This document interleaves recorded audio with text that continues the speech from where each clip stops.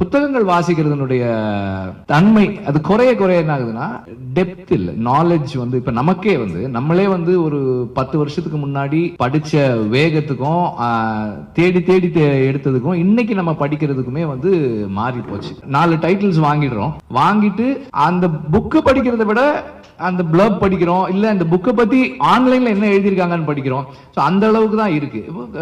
யங்ஸ்டர்ஸ்க்கு வந்து இன்னும் இந்த பிரஷர் அதிகமா இருக்கு. நம்ம வந்து ஒரு சைக்கியாட்ரிஸ்ட் என்னோட நண்பர் ஒருத்தர்கிட்ட சொன்னாராம், அவருக்கும் அவருடைய மகளுக்கும் வந்து இந்த சோசியல் மீடியா பயன்படுத்துறதுல ஒரு ஆர்குமெண்ட்.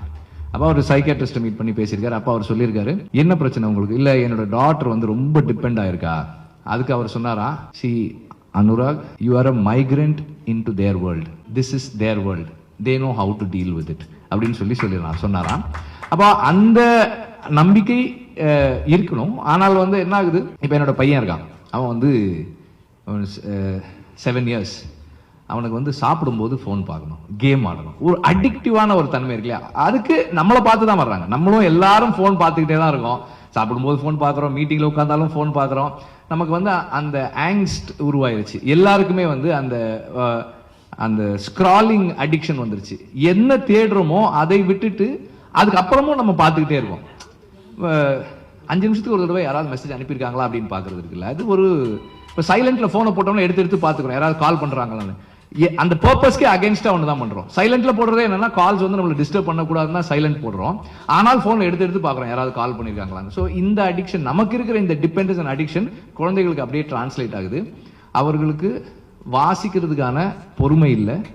அதை வந்து பிராக்டிஸுக்கு எடுத்துட்டு வரணும்னா அவங்களுக்கு தேவையானது இன்னைக்கு இந்த டிஜிட்டல் வேர்ல்டோட கம்பீட் பண்ணக்கூடிய அண்டர்ஸ்டாண்டிங்கை அவர்களுக்கு ஏற்படுத்தக்கூடிய பயிற்சிகள் அந்த புத்தகங்கள்ல இருக்கணும்.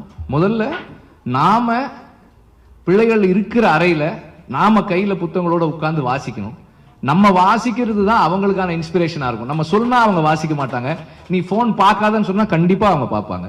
நம்ம போனை வந்து வீட்டுக்குள்ள போகும்போது செருப்பு கட்டுற மாதிரி எங்கேயோ ஒரு இடத்துல வச்சுட்டு அதுக்கப்புறம் வந்து நம்ம புத்தகங்கள் வாசிச்சோம்னா அது அவங்களுக்கு ஒரு பழக்கத்தை உண்டு பண்ணும். ஓகே, அப்பா இப்படி பண்றாங்க, அம்மா அப்படி பண்றாங்க, let us also follow that.